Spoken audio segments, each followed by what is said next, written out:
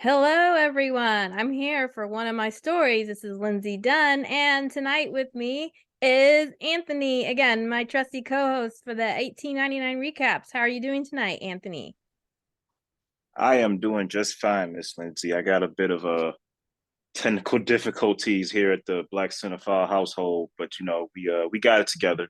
Mm-hmm. I'm ready to take this final push and talk about episode 8. I'm excited. It's been a long journey for us. You're a hardy crew. As Hmm. Blakcinephile, you're here for the long haul, and you will not let anything stop you, whether it's a triangle button or a really large wave coming in hot Right, on right, the right. ship. So yeah, episode 8. Here we are, the very last episode. It's been a long journey, as you said, and there's a lot to cover in this episode. How did you feel overall with this being the concluding episode, knowing that the series has not been renewed? We will get nothing else after this. It will all be speculation from here on out. How did you feel about, and we'll talk about it more, but how did you feel overall with the episode and the place it left us as viewers? Um, the episode overall I felt was a solid season, or I guess I should say series finale. You know, um, it tied up some loose ends, it tied up some loose strings. We got some answers. Some answers were left. I mean, some questions were left unanswered. Because they expected a new season. The writers expected a new season, or they left room for future seasons. I feel like with what we got and the speculation we're left to ponder what would happen. I thought it was a satisfying finale. Mm-hmm. I didn't really have many complaints. I felt like it was a nice cliffhanger we left out on. I gotta say, this show had some of the best moments I like about 1899, some of the worst moments. Again, we had another, hey, let's split up, moment that kind of just proved to be kind of dumb. But I felt like it was a satisfying finale overall. Mm-hmm. They did do the big split. I think my one complaint for this as an episode, not necessarily, I guess also as a season ender, because it wasn't intended to be a series ender, so I don't feel right calling it that. But there was an Mm-hmm. awful lot of explaining, and that's sort of a pet peeve of mine. If this being the last episode of this season, they felt a lot of explaining needed to happen, I guess, to wrap things up and take us into the new chapter. So Mm-hmm. there was a lot of talking, people talking at you and giving information at the same time. And some of that is good. You have to have it. Otherwise, your audience will be lost. But I felt like it was a little dialogue heavy as opposed to our last episode, which had a lot of action. And there was less of that and more of talking and explaining, I guess. So that's my one complaint. Hmm. The dialogue heavy scenes didn't bother me as much. I kind of looked at that as like part of the course for like most of 1899. A lot of this building up until this point was dialogue heavy. If you, with the exception of the fast paced episodes that came before this, in Mm-hmm. my opinion. Yeah. So should we get into it, or is there anything else you wanted to I'm talk about before? Yeah. I'm ready. I'm ready to Okay. get into it. Okay, so this time we opened on a memory as usual, and this time it's Elliot's memory. We know it's Hmm. Elliot's memory because it ended with Elliot, but the contents of it aren't necessarily clear. There's two people in this memory, being Mora and Elliot. And it's one of those situations that we talked about that's like, is this a dream? And if so, who's the dreamer? So who's dreaming this Hmm. episode? It's Elliot, but up it's kind of a weird little moment because we have this picnic between Elliot and Mara, and Daniel's nowhere to be found, so who knows where he was. but they're having this picnic, and Elliot comes up. He's smiling. He's happy. He almost looks like a regular little boy instead of the Mm-hmm. little unemotional boy that we've had. And he's got a scarab beetle, and he's named it Alfred. And he's going to put it in this metal box, which we've seen a metal box in the show. Mm-hmm. And Mara tells him that that's not a good idea, that would be like keeping somebody in a prison, and that's not right, and you have to learn to let things go, and that when he grows up, she's going to have to let him go. And then he says, "Don't be silly. I'm going to live with you and daddy forever." And that Yeah. that seems like a very childlike thing to say. I think a lot of kids will say stuff like that, or they'll be like, "When I grow up, I'm gonna marry you, daddy." Little Right, girls right, will say right, right, stuff like right. that all the time. And yeah, so this scene between them is definitely something we haven't seen before. What were your thoughts about it? I just thought that one bit of exchange of dialogue was so telling for the, the revelation we hear later concerning Mara and, what happened. Um, I thought it was a great opening scene. I feel like Elliot is the right kind of subversive choice to open up with a dream on the finale. I was kind of in the back of my mind thinking, okay, I thought they were going to throw a curveball and show us Virginia, and there would be like some Mm. major twist going on with Virginia or something. But I like that it opening up with Elliot, I felt was a nice touch. But yeah, that little piece of dialogue between them is such a great happy moment from his perspective, because we haven't seen him as this. He looks like a normal kid here, as you said. When we first met Elliot, he was mute, he was very stern faced, Hmm. and he had his game face on. There wasn't a lot of smiling, but yeah, I like this whole opening scene. I also had a few thoughts, that whole imagery about that wouldn't be very nice to keep this person in this prison. There's a lot Mm-hmm. of connections to, obviously, what we discover later on in the episode with Elliot himself. But if you think about other characters that have things that they've said all along, like Clemens mentions to Jerome that being on the crew is almost a type of prison. And we Mm-hmm. have Jerome in a prison. He's in a cage at one point. We have Ling in a box, and Ling's friend is drowned inside of a box inside of a cage. And so that it's kind of a strong theme. And Ike has that really beautiful quote about, have you ever lost somebody that they move on and you're stuck? And there's a lot of imagery in the show about grieving and mourning. You're trying to kind of keep that person close to you, and there's obviously a lot of themes about letting go, but on the other side of letting go, there's a person that's trapped. And you could literally trap somebody in a mind of your prison, a prison of your mind.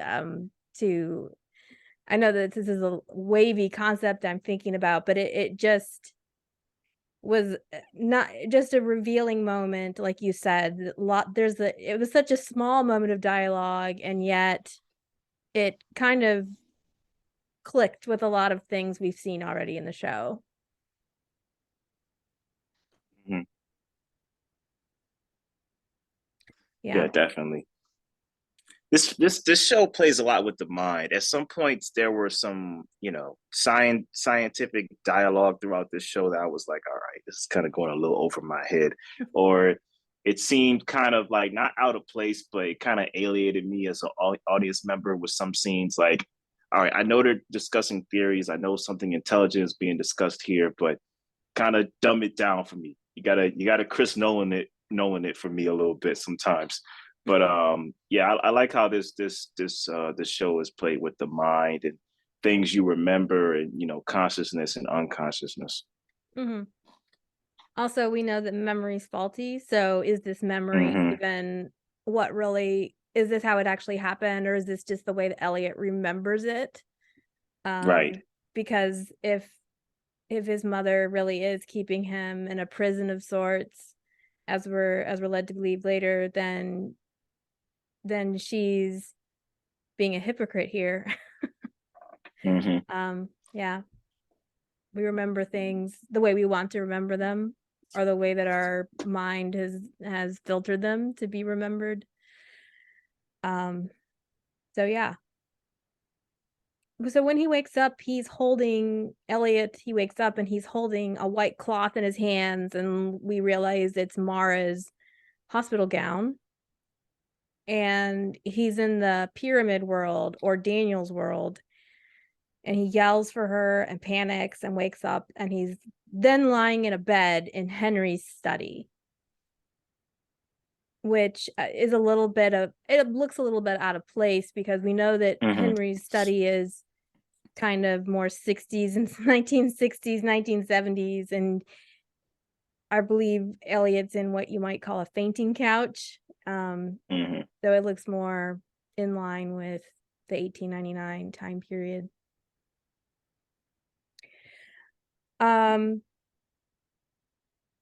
So Henry says, I'm sure your father told you all about me, but he probably left out the bit where he explains why you're really here.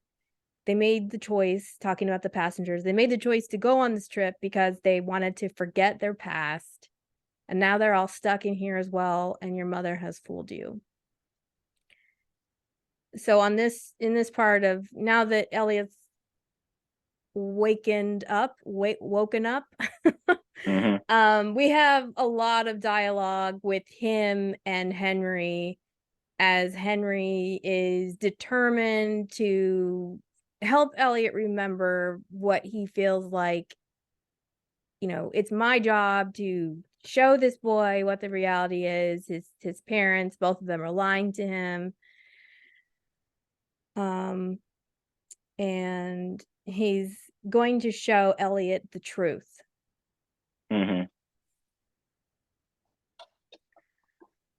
Yeah. I don't know. I feel I'm wondering overall, what are your thoughts about Henry here, the way he acts, not just in this scene, but throughout the episode? Were you convinced that he's actually, this episode does a fairly decent job trying to make us speculate on, oh, maybe Henry isn't so bad after all, and he's a victim too. What did you think about the way that he carried himself? Were you convinced he was a beneficiary to Elliot and somebody that was trying to help him? Not really, and I think that's kind of like a in a funny way, a testament to the performance. I'm like, this guy, the actor that plays Henry, I'm like, he's already established himself as a like kind of like a shifty, maybe malicious character. That by the time he runs into young Elliot, he's like, it's time you discovered the truth, young man. I hear what your father has said about me, but it's not true. This isn't like a Harry Potter situation where Alan Rickman could, he could convince me that, oh, maybe Snape wasn't that bad. It was like, nah, like this guy, it's the certain movements that he does in this episode, like the way he, and we'll get to it, when he tranquilizes Elliot. I was like, yeah, that doesn't, even though Elliot sees what he sees, that doesn't really say in my mind, okay, maybe he's a good guy. No, it just says, nah, he still comes off like a shady dude. Maybe he's on the right side of things, but I don't think he's the most righteous person on the righteous side, if that makes sense. Yeah, and for somebody who supposedly is a victim and stuck himself in this world, he's kind of mean about I mean, you might, if you were stuck in a world for a long time, you might want to get revenge on the person, but he's seems unnecessarily cruel to Mara, for one thing. And the way his affect reminded me an awful lot of Dr. Brenner in Stranger Things, Eleven's dad, Yeah. with the guy with the perfect hair. Yeah, Matthew Modine's character. Yeah, he's just, even though it's complicated, you kind of, I feel like in the last season, I sort of changed my mind to how I felt about him. He wasn't all bad. But yeah, the way that he talks, and it's, you know, my job. And plus some of the things he says are like really mean to Elliot in particular. He has that part about, oh, you think your father cares about you? He loves your mother. Oh, and he'd pick him all the time. And that might be true, but why would you say that to anybody? Yeah, he has so many questionable moments that it's hard for me to sway to his side. I think that's probably the series winking, saying, maybe he's not all good. He just has he just knows how to pose. He knows how to pitch himself as a good person, I guess. So I guess, Yeah. Okay, so Ike, when we're now with Ike, he's swum across kind of like Daniel did, and he puts that hand on the deck, that wet hand, and he swum over. And Mara comes forward and they embrace this time. This is the first time he's openly affectionate towards her. They actually hug, and everybody in the group is kind of like, huh? What's going on? You guys are friends? And he asks Mara, where is that guy, basically, that made me disappear? And who is he? And Mara doesn't seem to hold anything back to the group. She admits that he's her husband and that Elliot is their son. And but she doesn't remember, either one of them doesn't remember those things. And she mentions her father owns the ships, and that she thinks that he did it to make them, that he made them forget why we are here, and that this is an illusion, a magic trick, a simulation. So she's gone from like not telling anybody anything to, I would now confess everything at once. Right. Yeah, which is a first, especially in her relationship, to Ike. But isn't that a long swim? Like from that boat to that boat. I'm like, wasn't that a long swim? Because he just wakes up with his hand coming upon him climbing aboard. But yeah, that's kind of something that lingered in my mind. Like so what was it like I don't know, like 7 feet away? I don't know. The men are very strong swimmers in the show. I mean, Daniel swam it wearing an overcoat. So you could make an argument for him. He probably transported himself to the point where he could swim in neck of time to get aboard. Okay. Yeah, I mean, he knew a little more stuff that made it maybe a little bit easier for him to climb up, because right. He's making quite a journey of all of these portals. So yeah, perhaps swimming all the way wasn't what happened.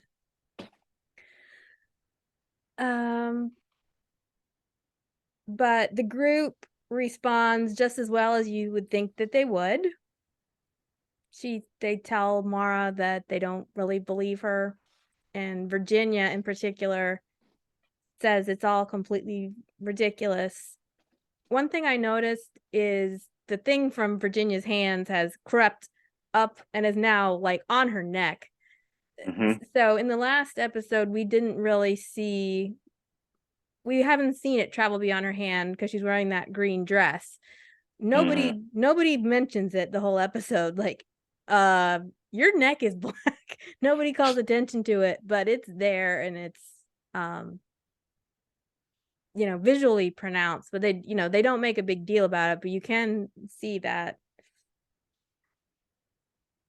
And of course nobody believes her, but Mara points out, well, do you remember how you got on the ship? And Virginia says, of course I do. And then you can see on her face, oh, well, wait a second. She starts to whatever she starts to reconsider herself, and Hmm. everybody realizes they don't know what's going on. And then they all pull out their letters. So that's kind of weird too. And they have to kind of admit, one of the letters I thought was really interesting is that Clemens has a letter, but Hmm. she pulls it out from the pair of pants she's wearing. Um, so we don't know what's on her letter. It might, because Lucian was the one that had the letter. So I haven't seen Clemens have a letter. I thought that was kind of interesting. Yeah, I thought it was odd because I didn't expect everyone to have a letter like Virginia did. Mm-hmm. And for everyone to just magically be able to have a letter on them without knowing this whole time they had a letter in their pocket. I was like, okay, that's plot convenience. I was like, hold up, these people had letters on them the whole time. But I don't know. Maybe like I Mm-hmm. said, this is a simulation, so anything is possible. But yeah, I thought that was interesting. Mm. Well, I think I didn't think about that point too much, but as think I would say they all kind of have survived a disaster. Hmm. And when you are in the moment and when you're in an emergency, you tend to grab what you think is important. And these letters are all really important to them. That's why they're on the ship. So Hmm. it kind of makes sense that maybe they would be like, okay, I'm gonna grab this no matter what, because Oleg had a picture that his brother had sent him, and um, everybody had, Ike's envelope had a picture of his family, and so I can see them being like, you can grab 5 things in the room. What are you gonna grab? One of them might Hmm. be the letter. I mean, Ling is like basically not wearing any clothes anymore, but she lost a lot of her garments on the ship, on the Right, deck when right. the thing. Um Ike wants to know if Daniel is like part of the reason that this is happening, like maybe he's working with the father, and Mars says, well, I think he's trying to help and that he's trying to get us all out of here. Hmm. And this is another time when some people understand and some people don't. Ramiro can't really understand the group that he's with, as well as Link. Link can communicate with Virginia, Hmm. and yeah, etc., etc. While this is all going on, did you want to say something? I'm sorry. Well, I mean, it's a Tower of Babel moment that we're used to by this point. Mm. You know what I mean? So it's a moment where you're like, when you have the one oddball out, where you have Ramiro, that goes, "I'm sorry, what's going on?"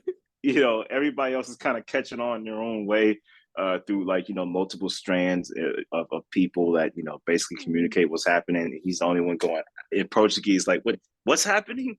I feel like it's it's moments that we're used to by now in this show. Mm-hmm. Yeah. So this starts one of many scenes, which I don't think we have to talk about each one, but we Hmm. cut a lot of times to Daniel in that panel hacking away at different, he's got his device and he'll plug a wire in, and at first he doesn't have any power, then he tries another Right. wire, and then he will open another panel that's underneath that panel to get at a different set of wires, until he gets to this, whatever you call it, central nervous system, this like thing that drops down like a chandelier that looks like Hmm. the brain, thing in um the thing in Metropolis. What do you I never cranial saw that control? movie. I know it's a classic. I've never saw it. Yeah. Well, there's a moment when the person in that show, the creator, is trying to bring the woman to life. He has this large thing that comes down from the ceiling, and it's got wires, and the wires connect to the robot's brain. So it looked like if you hook this up to your brain, it could do some serious damage. Gotcha. But Daniel's basically just in hacker mode this whole episode. I loved it. Did it remind you of anything, or were you just like, you hacking imagery?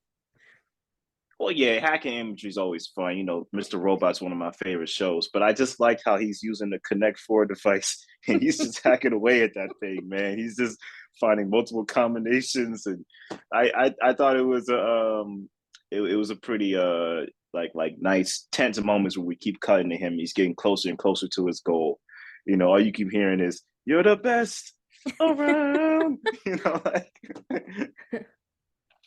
Yeah, and you keep wondering what's, you have no idea what he's doing, right? What's he trying to do? Like, at first you're thinking he's trying to control the crystals somehow, make that stop, or is he causing more crystals? And then we know later on he is able to create or take away doors, and he's able to mix everybody's memories up. Daniel knows this simulation, I guess, just as well as anyone. So he's determined. But yeah, it's like one of those. It reminds me of an episode, somebody's trying to disarm a bomb, and you'll just keep seeing the person, like, they're sweating and they're like just like moving their fingers, and you're wondering, are they going to get all the kids in time, out of the school in time before the bomb goes off? And yeah, there's really great ways to make that very tense. So we have another Henry and Elliot scene, and Henry says, our brain is a very complicated construct. As much as we can try to forget the things we don't want to remember, we'll never forget entirely. They're part of who we are, woven into our very fabric. This is when he's moving towards the hospital. He's basically like, hey, it's time for you to get into the torture chair, Elliot, to really remember this. With the group on the Prometheus, then they're kind of following after Mara. I'm not sure exactly where they were going. Where was she leading them? I can't even remember, but their progress is blocked. Was it the same place where she and Ike eventually went? That's true. Okay, she originally went to her room and was going to show them. I guess she was going to show them all the shafts and the dreamscape, and which would probably be very scary for everybody to see that. They did see it, just not. They didn't see others. It's not. Yeah, they saw others' dreams, but it wasn't in any way orderly in a way they could understand. Oh, I'm sorry. I thought you meant like in the past they saw their own dreamscapes, but yeah, in this one they saw other people's. Yeah. But I guess I was saying, what I was thinking is, if they had gone with Mara, she kind of helped to shepherd. I mean, Ike went to his memory without any kind of promptu, but later they were together and she was able to say, like, Elliot showed this to me, and she didn't say, let's go explore together, but they sort of did that. So she could have said, like, this is my memory. And, they might have shared, like, oh, I've been seeing this uncomfortable thing from my past as well. Yeah. So she mentions that, okay, so they're following her, but then they're blocked by the black crystals. And Virginia is just like, I'm not going any further until you tell us what is happening. And then Mara tells them that the last thing she remembers before waking up is finding that envelope in front of her door, that she thinks her brother sent it, and she has this key, and he made us forget. And yeah, Virginia says, I'm sure you're a very bright woman. I admire that you studied medicine and that you stand against the conventions and limitations that women face. That made me laugh because, like, from any character you expect that quote to come from, you don't expect it from Virginia. Why is why is that? I didn't think it seemed surprising. Well, I mean, for a woman that's a pimp, you don't expect such a great, upstanding. Hey, listen, sister girl, I respect what you've done in your field, but we're not listening to you anymore. I'm like, from Virginia, I would expect, yeah, we're not listening to you anymore. And that's it. Yeah. I mean, I think in Virginia's perspective, she's like, hey, it's a man's world, but at least we can get paid. Right, right. So she's probably like, hey, it's against convention for women to sell their bodies for sex. And for Virginia, there's probably power in that. But this is where the group disperses. So we have Virginia and Ling together. Well, initially, and then Tove and Ramiro, Clements and Jerome take off. So they're sort of in pairs, but they all leave Mara and Ike, and only Ike is left. And Virginia's idea is that they get a lifeboat and get off the boat. And Mara's like, look, there is no boat. There's no ocean. This isn't even Right. real. Which would be really hard for anybody to understand. Mm-hmm. Yeah, I hate the whole let's split up thing. I like I said, I get it to raise the tension and everything, but it's just such a funny moment when as we move on later on, everyone kind of hits a dead end at some point, and then I remember just watching the show going, well, that went nowhere. Like, Yeah. but it's classic of the characters to follow this though. Again, it's like you say, it's hard to wrap your mind around. This is a simulation. Everyone else is like, nah, man, like I'm not buying that. I'm not buying your little conspiracy theory, man. I'm getting off this ship. And yeah, it's such a moment that's of the characters that you can't help but eye roll and expect them to be how they're always expected to be. Well, I wonder, even that word simulation. I mean, Mm, when was that word invented even? I mean, before the Matrix. I mean, I'm sure that it comes from somewhere, but I'm wondering back in this time period, if the time period is 1899, I see what you're saying. even if it's simulation, how would they have understood the word simulation? Like, what did people think of that? Would they just say it's a dream and think about wacky art like Dolly? I Right. mean, was Dolly even around then? I can't remember when Dolly was an artist, but I see what you're saying. Yeah, it is 1899. So that is a good point too. That could lead to the rejection of the idea. Like, listen, I don't even know what that means. You're throwing some scientific language at me. I don't know what that means. I that's a good point. yeah. I know people had magic tricks. Mara mentions it's an illusion of some kind, so Mm-hmm. um so she basically begs Ike not to leave. And Right. it's like, you believe me, right?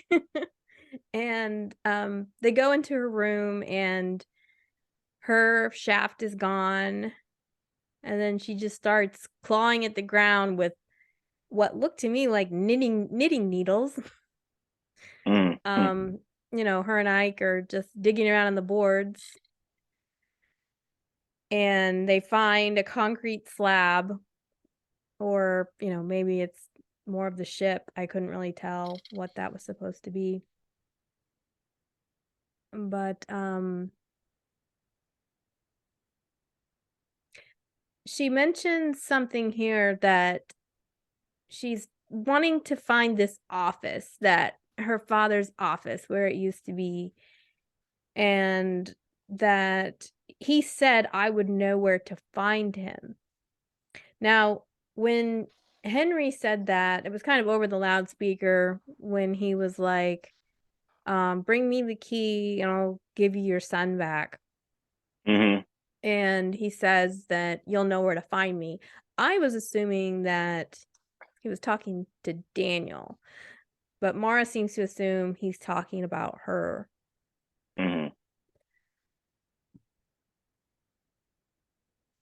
So this is when they go to Daniel's room, and Mara looks at her wedding ring and thinks about her Daniel's bedroom, and takes Mm-hmm. Ike to that place. And I guess Sebastian forgot to clean up that shaft, so that one was still accessible.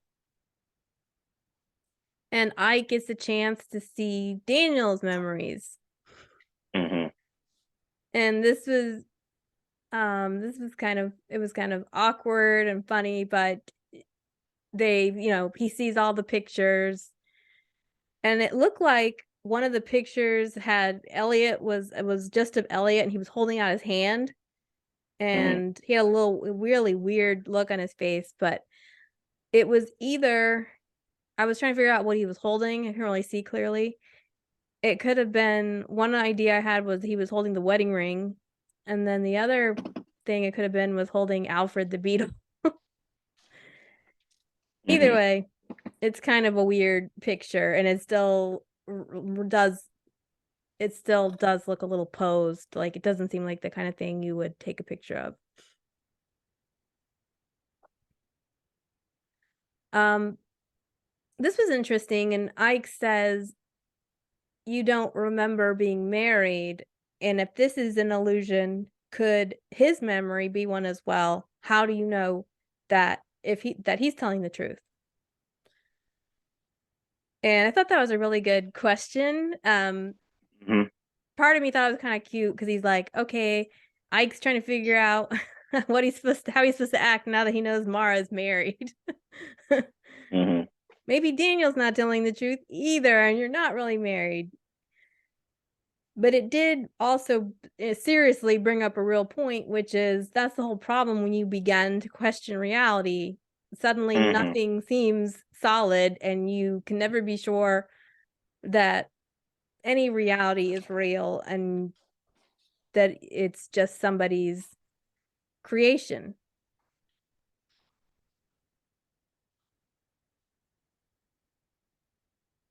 Any thoughts about that? Oh, well, yeah, I mean, it really does set up kind of like a clue scenario where it's like, well, who is telling the truth? You know what I mean? Like, how do we know that Mara is not to be trusted? How do we know Daniel is not to be trusted? How do we know that Henry's actually a good guy? Mhm. Uh, yeah, at this point, it really was anyone's game, and I was really looking forward to the moment towards the end where it kind of reveals, okay, whose hand is holding what, and you're put in a dangerous position as a character when you're like, a character doesn't even know that they're the mastermind behind something because somebody may have made them forget, or they made themselves forget. It puts the plot in a very I want to say a great tense place Mhm. from an audience perspective. From a character perspective, I can imagine that's terrifying. Yeah, right. And she mentions that there must be a logic of some kind to it, that inside the brain, memories are stored in different places, but they're connected by neural pathways. When you smell a certain smell, you might remember a lot of memories that are tied to that smell. So maybe Mm-hmm. this is just an imitation of the brain. So she sort of tells Ike, I guess, that yeah, maybe this is just rooms that represent different parts of the brain. Mm. So she punches through the wall and they begin sort of their own exploration of the wires. The internet is full of wires.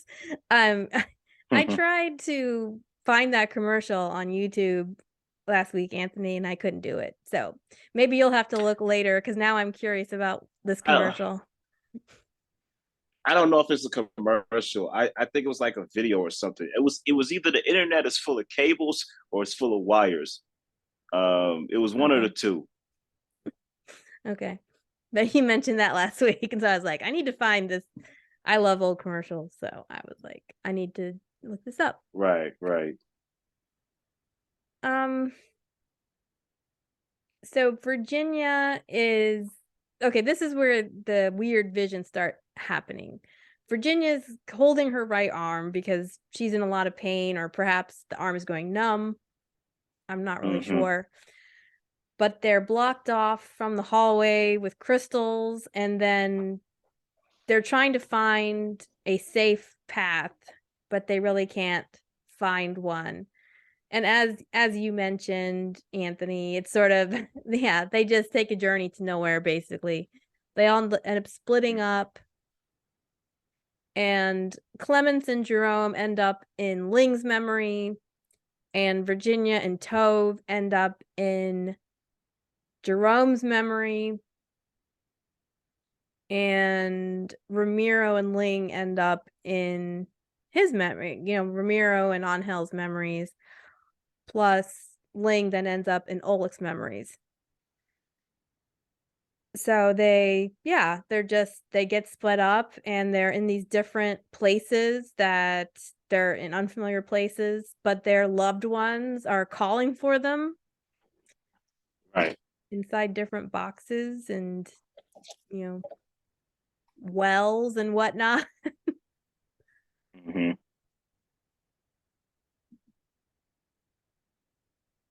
Yeah, I feel like it made for a great exploration moment. I liked it when we saw Daniel going through the different dreamscapes. You got a character that knows kind of where he's navigating himself, like trying to like run around, make shortcuts to where he needs to be, versus people who don't know where they are, that are truly freaked out, wondering, okay, what the hell is this? Yeah.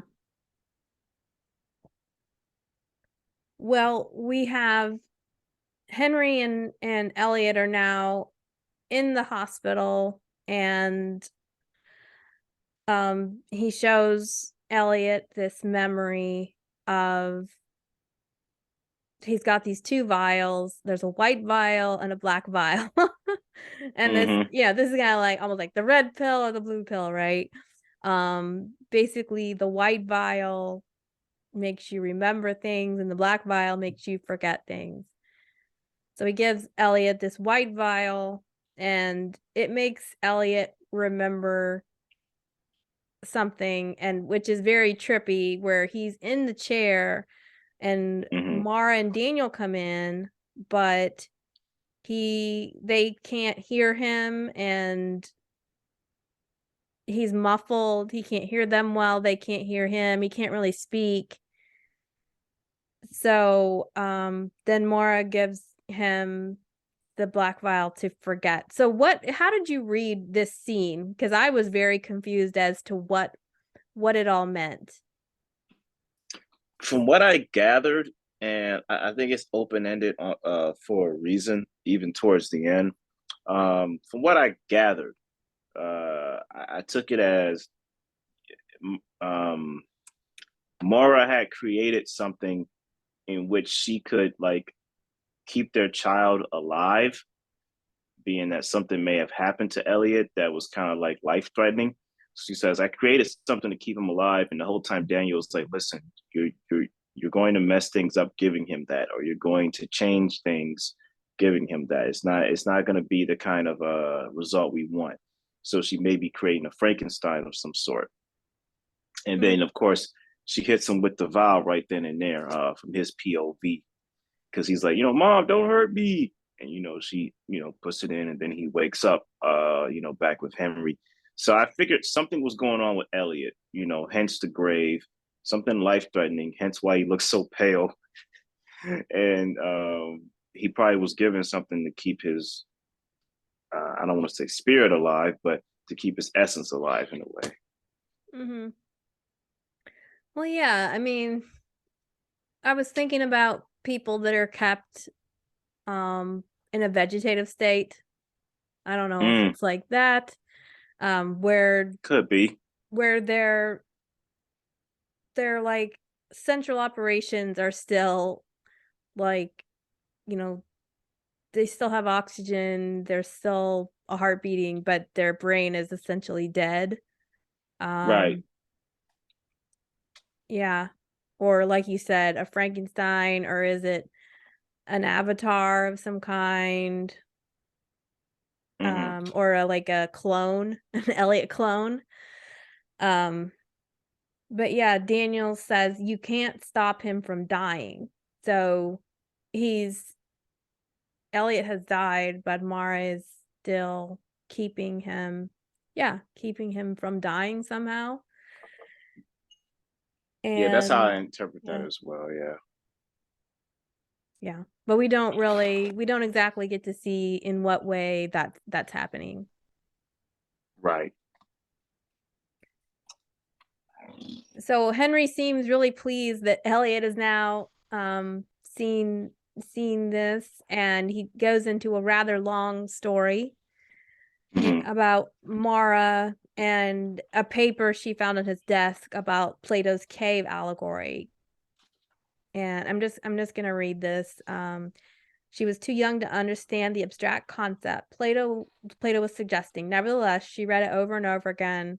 It was this one thought that turned her world upside down. The idea that our knowledge has limits and that we can never know if things are truly how we appear. If it's true what Plato argues, this is what Mara asked him. If it's true what Plato argues, then how do we know if anything is real? How do we know if actual reality isn't outside the life that we're living? And he asks her, isn't that what God is, the creator of our reality? And then she says, but then it's the world that's God that is living in that's real, and we're just his dollhouse. And then again, who created God? So maybe this is the part where you started to go, wait, this is going it was very philosophical talk, right, for a little girl to have with her father. Yeah, I mean, yeah, the philosophical talk usually doesn't bother me on the show because it's very thought provoking. It's more so the scientific, specific brain talk that kind of turns me off a little bit. Yeah.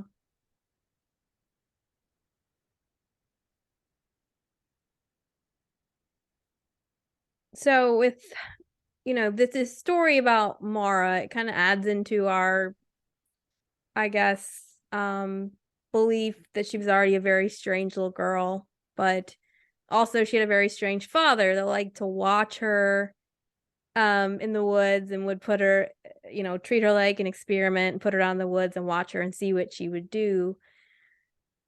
It isn't too surprising that maybe that same little girl would begin to question things because she has a father that has questionable motives and doesn't really seem very caring. Her ideas about God are also going to be tainted by that, and she starts to question who God is and who has the right to be God. And yeah, it's a lot to kind of wrap your brain around, I guess, what she was dealing with as a child. Yeah, for sure. Yeah, I mean, she doesn't have the she definitely doesn't have the most perfect childhood. Mm-hmm. Hey, could we pause for one quick second? Okay, so while all this philosophical talk is going on between Henry and Elliot, then Daniel's still hard at work, of course, and Mm-hmm. our group is getting lost in these different memories. And Sebastian, they cut to Sebastian, who's kind of watching Daniel and looking surprised and almost upset by what he's seeing. And at first I thought he was worried about the people because he was just like watching sort of Tove and Virginia. He was just kind of watching their journeys through these different worlds and how Mm-hmm. they were so upset. They were just like crying and getting really upset. And it almost seemed like he was worried about them. But he realizes that Daniel is trying to change the architecture of the simulation and that he's trying to change the shape of things to hide his tracks. So, one of the things I was wondering watching this is why didn't either one of them go to try to stop Daniel? um, Did they know? Did they knew where he was? yeah, because well, maybe they didn't know where he was. I don't know. They're never. Well, I mean, I think a couple times Henry did show Daniel on screen. Um, Hmm. but it If was, they yeah. if they knew where he was, I'm kind of lost as to why they didn't try to stop him either. Mm. I think they knew that. I think it would have led to a duel moment where it's like they would have to dual connect four machines, see who would zap each other first if they found them. Uh, but I think that might be the reason, or you know, I kind of kept questioning why Elliot didn't just run away from his grandfather. I'm like, that's an old dude. There's nothing he can do to that kid. That kid can juke him and run away, Mm. but the whole time he just stays close to him, even without the intimidating guard nowhere to be seen. So even that kind of threw me for a loop. I don't know. I don't know why they Mm-hmm. didn't try to just find him.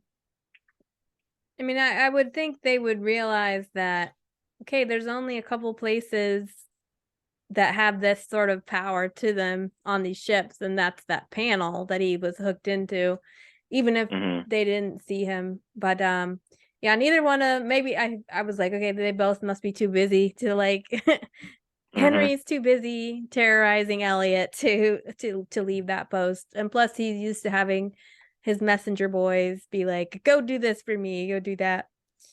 Um, I'm the evil mastermind. I don't go and stop anybody. Um, but he's afraid that Daniel is trying to wake Mara. This is what Henry says. He's trying to wake her without delivering us the key, and we'll be trapped in here forever.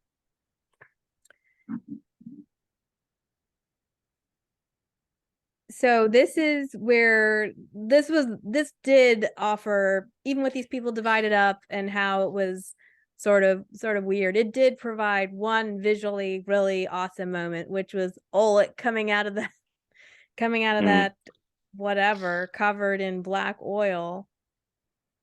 I don't And know yeah. about you.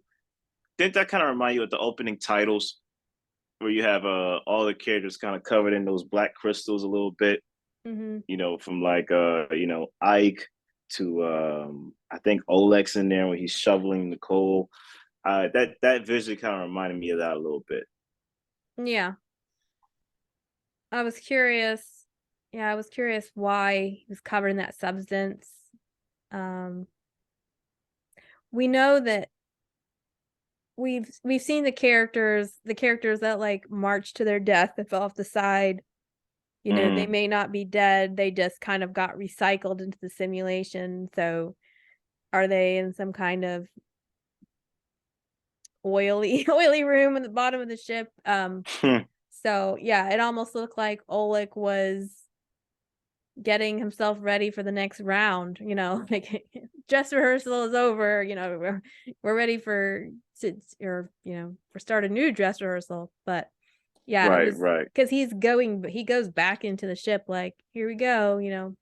Um, but that was really freaky seeing him come out.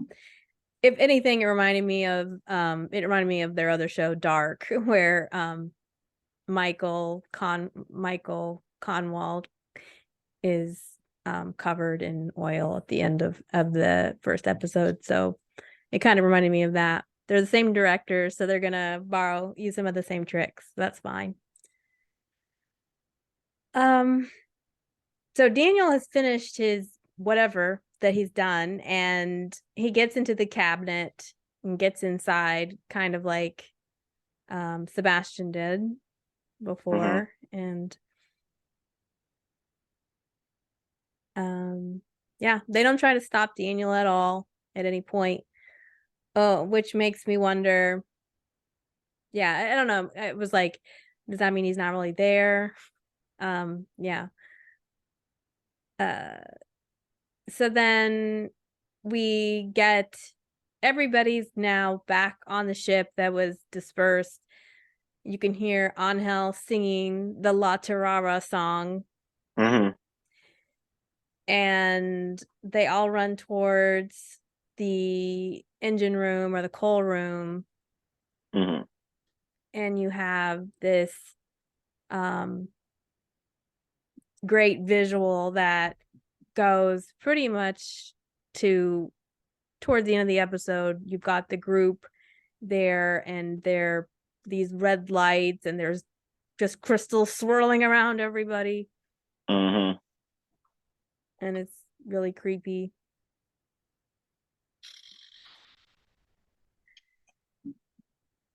And so then Maura and Ike are still looking for this office entrance, and they wonder if they're going crazy. And then Sebastian is like, the crazy thing is that you two haven't figured out what's going on yet. Or maybe he was talking to Ike. But this part kind of upset me because he's basically Sebastian is threatening Ike by they know that those little devices can make you disappear. Ike's already gone through that once. So he uses that as leverage so that Mara gives him the key. But then as soon as Mara gives him the key, he puts Ike out of commission anyway. And I did not understand why he did that. Except for just to be mean. Because he tells her that, she says, bring him back, and he's like, it's impossible. It can't be done. Yeah, it is a kind of out of left field moment. That did maybe he felt like, maybe Ike would try to come after him. Maybe he felt like, let me just tie up any loose ends here, which seems like a Sebastian working for Henry type of thing to do. Being that Ike is the only other person there that's not I guess essential to the operation like Mora is. So yeah, I kind of looked at it that way, like just tie up any loose ends. That's true. Plus, I'm starting to suspect that none of the deaths are real. Yeah. So he's, like you said, tying up loose ends. Perhaps he's just like, we need to get the show on the road and get this over with. So theoretically, once they had the key, they would put it in the pyramid and turn it, and it'd be done. So then, yeah. So he puts him out of commission. This is where Mara is brought in with Henry and Elliot. And there's a lot of Henry telling Mara how dumb she is and how horrible she is, and Mara's like, you stop it now, stop saying these things, just tell me what's going on. So there's a lot of talking, but one part that I really liked was Henry says, we're born into this world either a seeker or an avoider. To be an avoider is pure bliss. To be a seeker, on the other hand, brings nothing but pain. You will open every door, step into the darkest voids, driven by the urge to gain more knowledge. Contrary to your brother, you were born a seeker, and I wish that you weren't. You tried to get rid of your pain, but all you did was create more pain. So what did you think about that speech? Do you think it's true? And what do you think a seeker is, and what do you think an avoider is in real terms? I think within the context of the show, it can be true. You know, Mora's always been a seeker. From her past with Daniel, it looks like she was seeking for a solution to help their son. And it brought her to dark corners that most people would want to avoid or not be anywhere near. I think avoiders in this world are the people that in the simulation that harken back to the first piece of dialogue when this started, when Henry is speaking to Elliot. He's like, these people came on the ship to escape their past, to avoid their past, and they're doing it blissfully, right? Whereas Mara, when we first see her in the show, she seems like she's already on alert. So she's a seeker. She can't walk around this boat blissfully like a Angel or Ramiro or anyone else that's on board when the show begins. No, I don't think that applies to real life, of course, because there's always exceptions to the rule. But I think within this world, the ones who seek are the ones that receive the most pain. Well, the way I interpreted it is maybe a little different, but I was thinking of a seeker just being a person who's curious and kind of asks questions and doesn't go along with the crowd, and they're like, I'm just going to question everything. And I'm not sure why he used these words, seeker or avoider, but then there's a type, I can't remember what the system is called, but there's this one personality thing, typology, where they have this person called the builder, and the builder are just like the building blocks of society, the people that are like show up for work every day and get things done.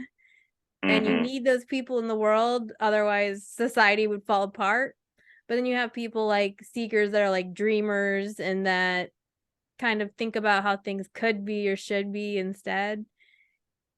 And his description reminded me about that, and how sometimes those people do have pain because they're sort of seeking for something that they can't find, that they aren't satisfied with just the status quo. And that can be a painful position to be in when you're always looking for more and you're dreaming for more, because reality just doesn't match up to that. And if I was to put myself in that,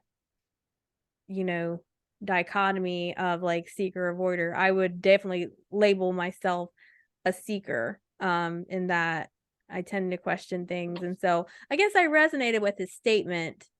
Now, I'm not saying I buy into his, sick philosophies about many things, but I wasn't necessarily disagreeing with this philosophy, I guess. That's my perspective. No, I think it's interesting for sure. Yeah. I mean, I would just say I wouldn't call a person who's not, I don't know if I'd call them an avoider. Avoider is a very negative word. That's a very negative way to talk about that. And the father says, I wish that you were an avoider. Like, why would you want that for your child? Why would you want them to just go along with the crowd and never question things? That would be a horrible way to live, I think. I mean, Henry's not really a positive person. So yeah, he's bound to use words with negative connotations. Yeah.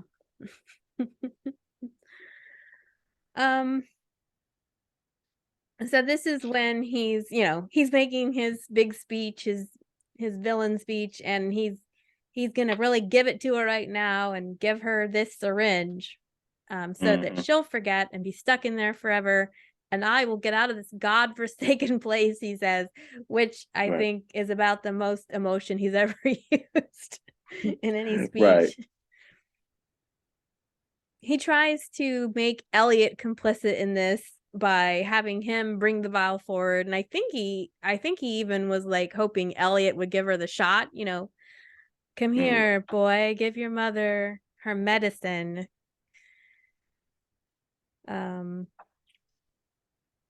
Elliot is very upset, and he doesn't really like this.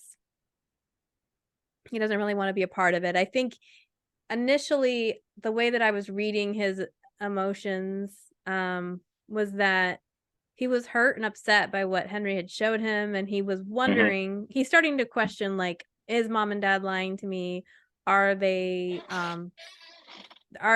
really not on my side? But I don't feel like he's ready to give them up yet. He's not completely bought into Henry's words, and he's not ready to join with him in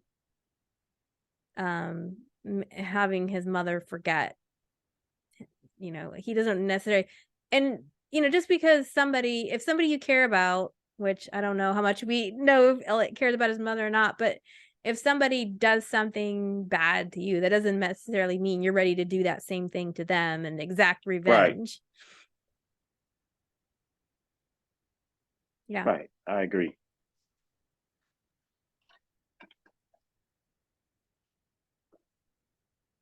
Any other thoughts about Elliot's like Elliot, the way he's behaving throughout this episode? What do you think Elliot was feeling? I think Elliot was feeling hurt, but he wasn't exactly putting his mother like all the way on trial. I think he felt hurt because of the vision he was shown, and it left him confused. And he really felt like a kid in this episode. He didn't know who to trust.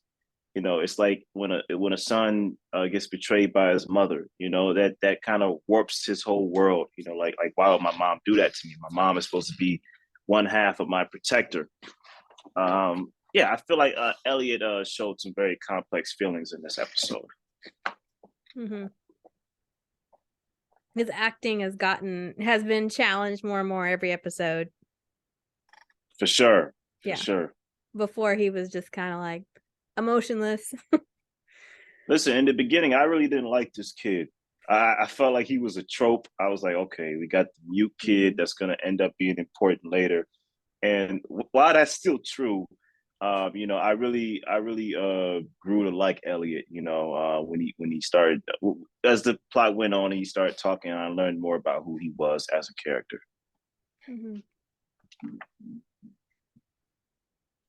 Okay, so at this point, we've discovered that so they think they've done away with Mara, basically. She's out of commission for now, and she's forgotten things, and they Sebastian, Henry, and Elliot all get transported back to his overlord lair, and they put the key in the pyramid, and nothing happens.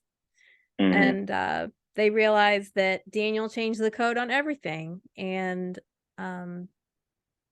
there's a brand new pyramid that's kept in Elliot's room. We find this out through a speech that Daniel makes, that now the way to wake up is not with the key in this old black pyramid. It's with the wedding ring in this colorful new pyramid that's kept in Elliot's room.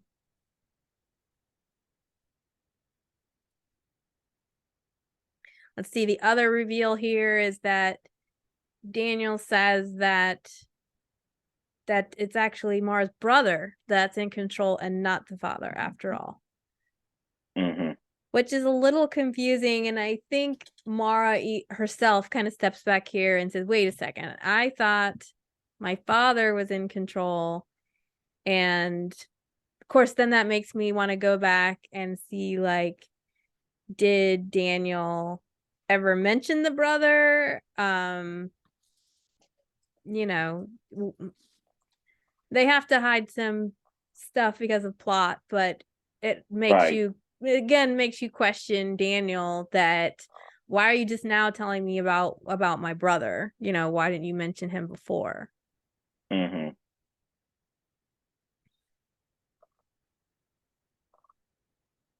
Yeah, I thought that was a terrific reveal. I was blown back when the reveal at first was that Mara create Mara created all of this. You know what I mean? And then when you drop the double down bombshell that no, it's your brother this whole time. He's really the man behind the mirror. He's really the Wizard of Oz, not your father. Yeah, I thought that was a great reveal in my mind. I said, okay, because I forgot about her brother up until this point. I remember I told you I thought Daniel was going to end up being her brother. At some point, I thought Sebastian would end up being her brother. I kept going through in my mind who could end up being Mora's brother on board this ship. So when this twist came around, I was like, oh, okay, that's a nice way of bringing everything back to where we started. Mm-hmm. Well, I mean, Sebastian could be the brother. I saw Maybe. somebody. I don't know. I saw somebody in the the Facebook group today that was saying, well, they do both have red hair, but that must makes it a little too obvious if that's the reveal. And yes, I completely forgot to mention the fact that Henry tells Mara that she created the world, which I think I had wondered before if Mara was the evil one well, not the evil one, but if Mara was actually the creator because of this whole Mara is like your father. It turns out she's like her father, and she's Henrietta because she's so much like her father, and he watches he likes to watch people. So I was like, well, maybe Mara likes that too. But yeah, so it's like Henry says it's you, Mara, and then Daniel says that actually it's Kieran. So when she wakes up, we're in a whole new ship. Mm-hmm. So we're ready to talk about the ending here. So what did you think about the scene? You can lead us into it if you want. See, well, first off, so Mora wakes up and they're on a spaceship, and of course, David Bowie Starman comes on.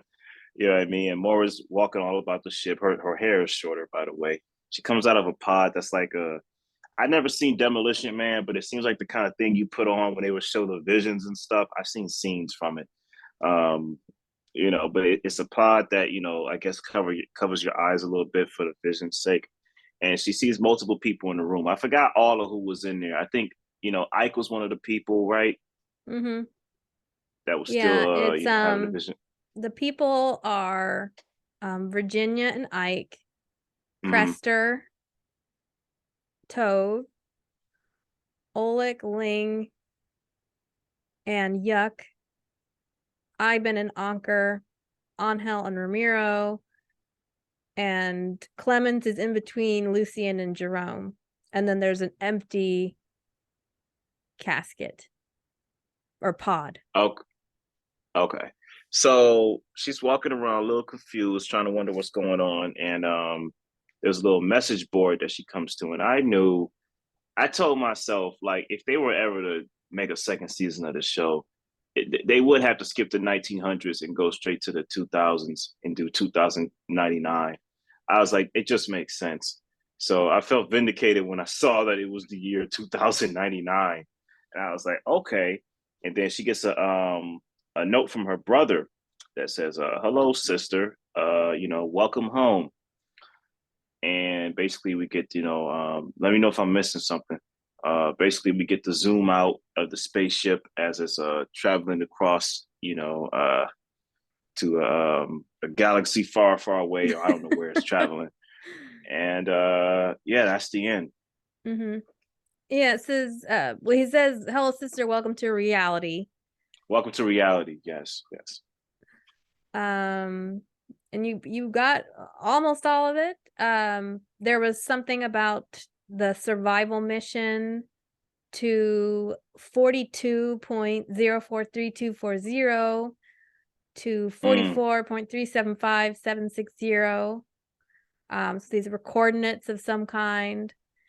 And there are 1,423 passengers and 550 crew. I didn't have time to check how that compares with the numbers that Ike gave before when they were when Virginia asks him, how many people are on board, is it the same number? And it's October 19th, 2099. So this scene, I think there's several questions baked into it. So number one is the message says, "Welcome to reality." So is this actually reality on this spaceship? Do you think the spaceship is reality now? It could be like a simulation within a simulation. Who knows? But I feel like if it is reality, that would be cool. It kind of would make sense, being that you could use this type of reality. You could use the technology of this reality to create a whole simulation in 1899. So as of now, I'm looking at it as, okay, it is reality. Yeah. Also, it's a survival mission. So I was thinking of that as like a rescue mission. So who are they rescuing? Or is this like, do they mean survival? Like we have, like the ship is an ark and we're going to settle in a new home somewhere, like kind of like a Noah's Ark. Right. It could be that. It could be they're going to rescue her brother. Maybe that's why he created the simulation, for Mora to go through her trials and tribulations and wake up to rescue him. Could be. Then also, who's in the, why is there an empty pod? See, that I didn't catch on to at first until you told me. I think the empty pod could be your husband. It could either be your husband or it could be Elliot. Yeah,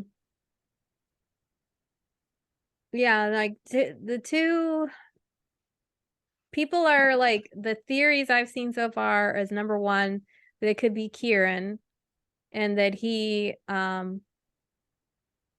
broke out of his prison, his pod prison, to take control somehow.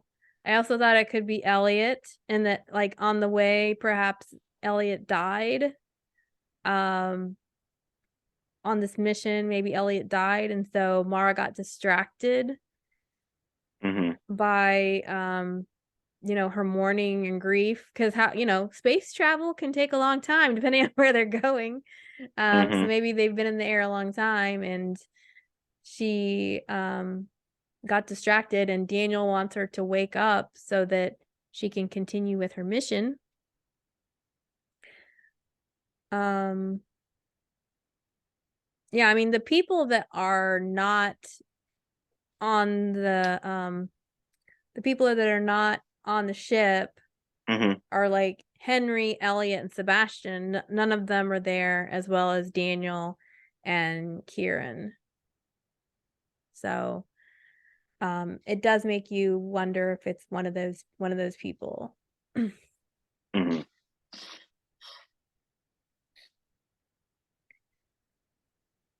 And the other thing I noticed is that the way that they're all sitting situated on the ship, it almost looks like mummies. So it just makes me think about the scarab beetle, and we haven't had a lot of, well, pyramids. I was like, Egyptian imagery. So I was like, oh, it's kind of an interesting callback to the way they're kind of situated.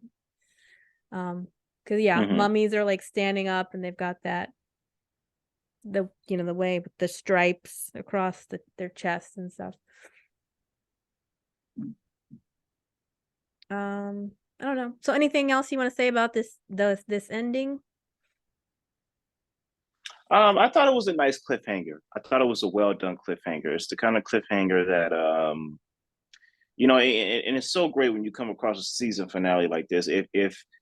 If they never get a season 2 or get picked up by another network, I don't feel like this is a bad cliffhanger to end on. Because it adds reasonable speculation in contrast to what what did all that mean? You have questions in your mind, but you have a general idea of where we're going if this show were to get picked up again, or if it just exists for the rest of our for the rest of the time in just our imagination. Yeah. I thought it was a fair finale, a fair cliffhanger. I mean, as far as cliffhangers go, it's a great season, a season ender. Mm-hmm. That kind of leads you into the next chapter and gives you enough questions that you're interested, but it kind of closes up a lot of loops that you had. Right. So as a season ender, I'm like really fond of it. As a, the show ender, I'm kind of like, I still have so many questions, but Right. I'm hoping that if the show doesn't get picked up, maybe we'll get that radio drama, or we'll get that graphic novel from Bo and Yeah, Jantje. So I would like that too. So let me ask you, what did you feel about the season as a whole? uh yeah, that's a good question. I'm still sorting through. Hmm. I I liked um I think the show did a really great job getting you intrigued into the characters. Mm-hmm. I like that your opinion of the characters evolves over time. Right. And so that's a success for me. It definitely had me thinking about questions I have about my life, or questions that I've thought about before. Just about it's universal enough that people can relate to it and resonate with it. Um, I'm not sure how original it is. Mm. But then again, we didn't get the whole show. I think there would have been more to come, because I'm definitely really curious about, how Elliot, how he factors in all this. And um yeah, what are your thoughts about it? So as a season, I think it's the first season that it spins its wheels for a minute. You know what I mean? In contrast to, like, let's say season 2 or season 3 never happened of Dark. What I like so much about the first season of Dark is that it immediately had me hooked in, like, through the whole way through. You know what I mean? Even when it was spinning its wheels, it was still throwing a lot at you. Um, wasn't as talkative as this season was for 1899. You know what I mean?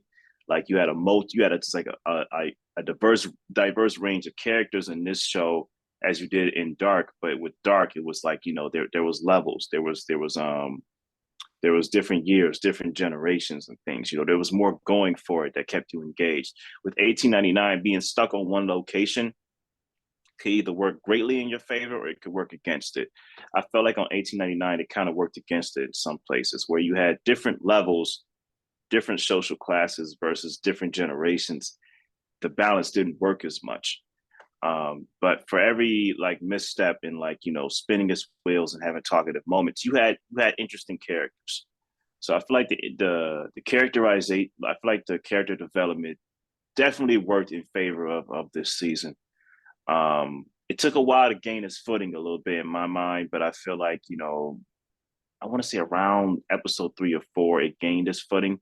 So, I mean, overall, I give it, uh, I toggle between B and B plus for the whole season. Mm-hmm. So, do you think, I don't know, what do you have like a favorite character overall? Favorite character.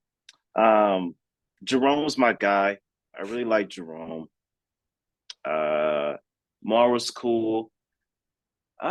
Favorite character. I gotta say, throughout it all, I kind of just like Jerome that much. Jerome was like my top favorite. You Mhm. know, Virginia had interesting moments and interesting dialogue, but I feel like the one that kind of resonated with me the most was Jerome, because until we got his backstory, he came off with the person with the most the with the most like mysterious past. And even when we learned his backstory, I loved him even more. Mhm. Yeah, it's hard. It's hard to, beat Jerome as a MVP character. I think Mm-hmm. he's definitely right up there for me. Plus, he was, his actor is replies to people's comments on his Instagram. Oh, Shout he out to does. Jan Gall. Yeah, we love you. Oh wow. Yeah. So, but yeah, I would say another character that really grew on me as the season continued is Tove. I think she's a character that Okay. I started out really not liking much because she seemed really grumpy for no reason. Mm-hmm. And I was kind of like, man, this girl is so mean to her brother. And then as you kind of I feel like Tobe's been through a lot of crap in her life from her parents, Mm-hmm. and so she's somebody that really grew on me as I came along. But yeah. And I mean, Ike is cool. Ike is cool. He's just a little mopey. right. I mean, everyone's mopey. Uh, but like I said, character that really grew on me throughout the course of the series was definitely Elliot. Mm, Like I said, I looked at this character as like a trope in the beginning, but after a while, I saw the humane side of him, and I said, this little kid's growing on me, and I felt a lot of empathy for him as well. mm. I still think it's great though that Bo and Yanta go from a time travel show to Mm-hmm. a simulation type show, like, so different Mm-hmm. types of stories, even though they had some similar themes, they have similar notes to them. It was still a nice change. And I think also when you're trying to engage audiences, it's good to be like, okay, this show is aimed towards more of this like nerdy intellectual episode, and this Yeah, series is definitely. a little bit more accessible, I think, to general audiences. I could be wrong, but I think Dark's more accessible than this, if I'm gonna be real. okay, why is that? Well, I think the conversations in Dark get philosophical, but they don't get philosophical and scientific to the point where you're like, all right, listen, I need the cliff notes here to what's being discussed here. There's moments in Dark where, in my mind, just my opinion, that there's dialogue exchanges where I'm like, okay, that kind of went over my head a little bit. How does this tie into the plot? It's good if I'm like sitting in a lecture hall or something for what they're talking about. They're discussing very thought provoking things, but sometimes I feel like the connect was a little there was a disconnect between what they were speaking about and how it connected to the plot or to the character, if that Mm, makes sense. well, yeah, I don't know. I mean, to me, like, Dark, I know a lot of people were like, I need a flow chart to understand the show. Like, it got confusing for people. I can understand in that And in there that was sense, some yeah. really sciencey, like all those scenes when Stranger Jonas goes to talk with TG Tanhouse, goes to talk to Tanhouse. They are nerding out over some like time travel philosophy, and some of those scenes Mm-hmm. does a little bit did a little bit lose me during that. And but yeah, I love Dark, so like I Mm-hmm. don't know. I'm not gonna find any. I'm not gonna. I think I like, to me it's a like flawless show. But Same. 1899 is, you know, it's 8 episodes, and it's yeah, it's more like you said, the one location, and there's a mutiny. It's a little bit more actiony than in Dark, when it's more like drama. There's a lot of family drama, right? Mm-hmm. I say this as a compliment to 1899. It's 8 episodes, but it's a very dense 8 episodes. You Mm-hmm. know, there's a lot packed into there. There's a lot of getting to know everybody. There's a lot of, you know, like I said, philosophy, science, you know, a lot of questions that, you know, like need answers to and things of that nature. But I feel like it works with what it has. I will say this. The Netflix, the guy who does Netflix marketing on social media, guy or gal, they need a raise, because when this show was first pitched, it was oversold a little bit. They were like, "Hey, you remember 1899? I mean, you remember Dark?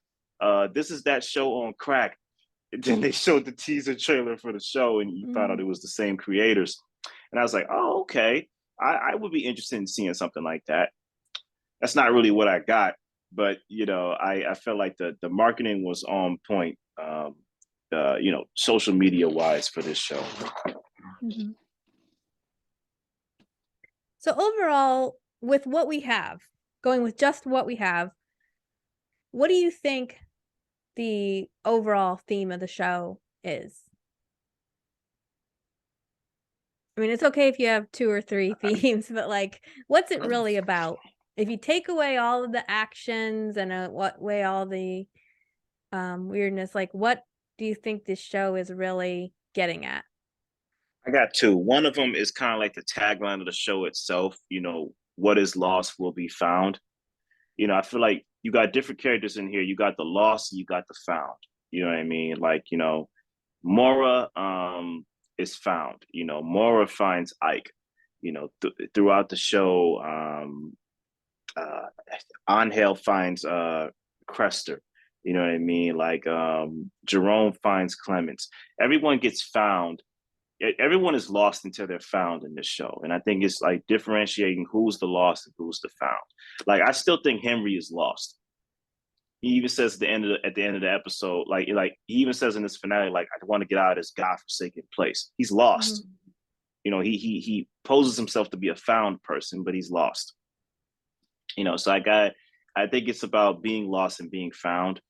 Another theme of it is, you know, this one has been tried and true in many ways, even with Dark, but it's that, you know, you can't escape your past. You know, we may say we're done with the past ain't done with us. You know, through everyone's dreamscapes, everybody's like, you know, reliving a horrible traumatic thing.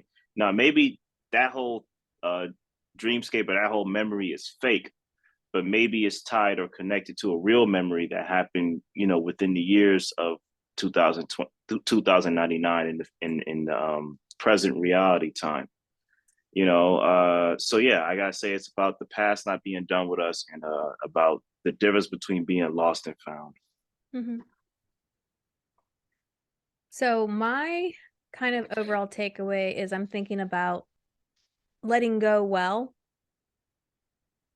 I feel Mhm. like Dark was a lot about grief and loss, and 1899 is too, but it's almost like the postscript of that, which is how do you let go well? And we have characters that are obviously good at that and really bad at that.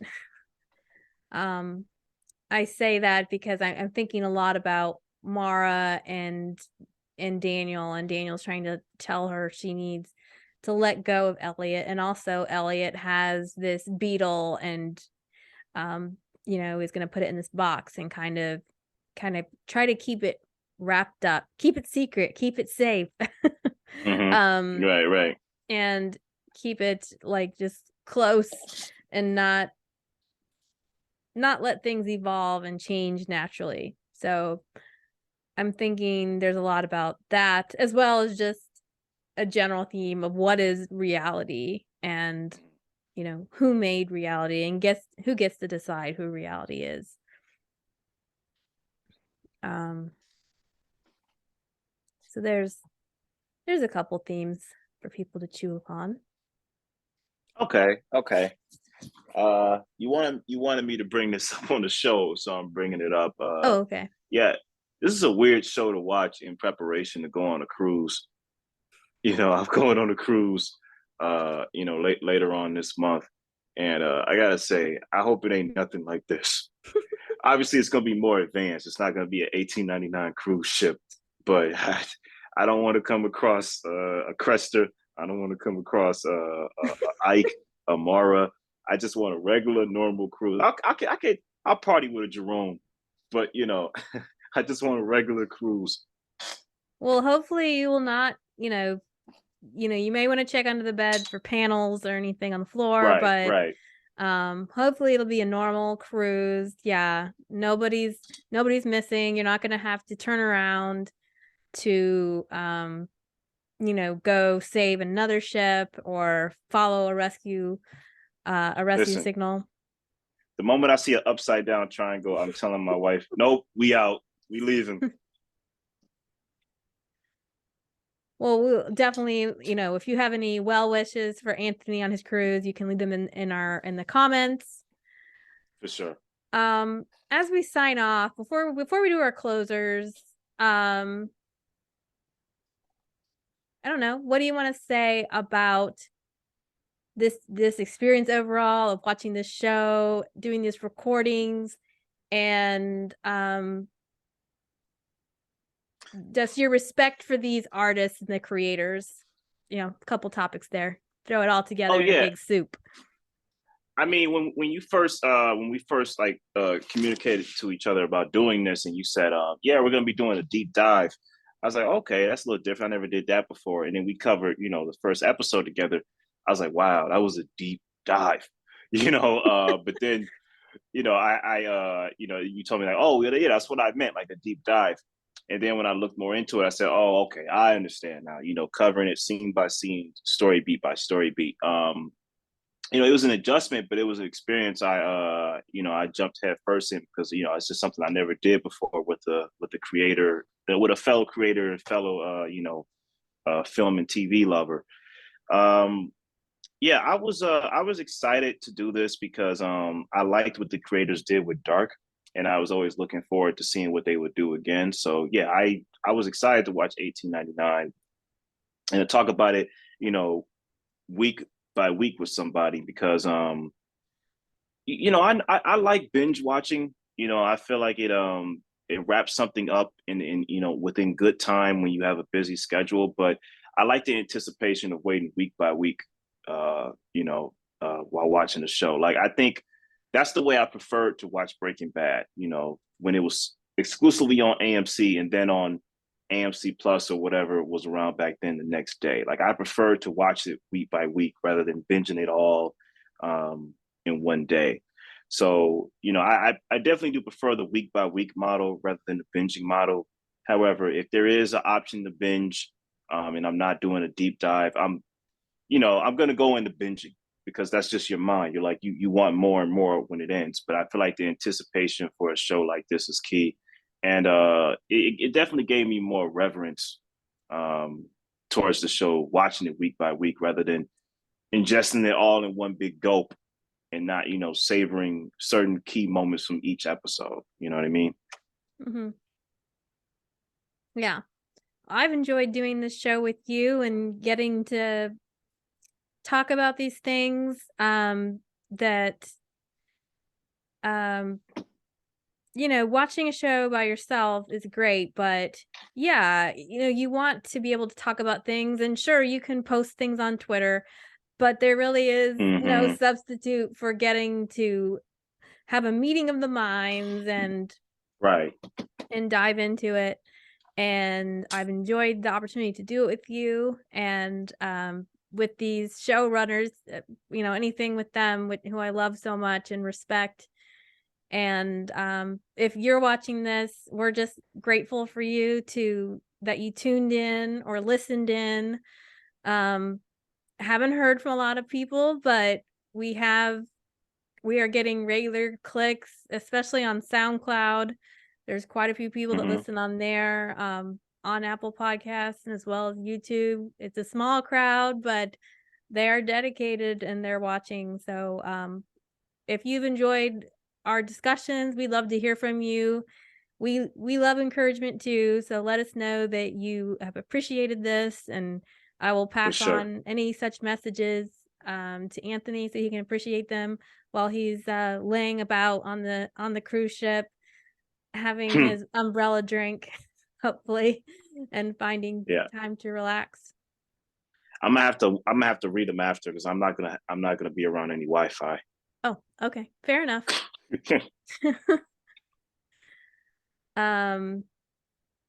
So and then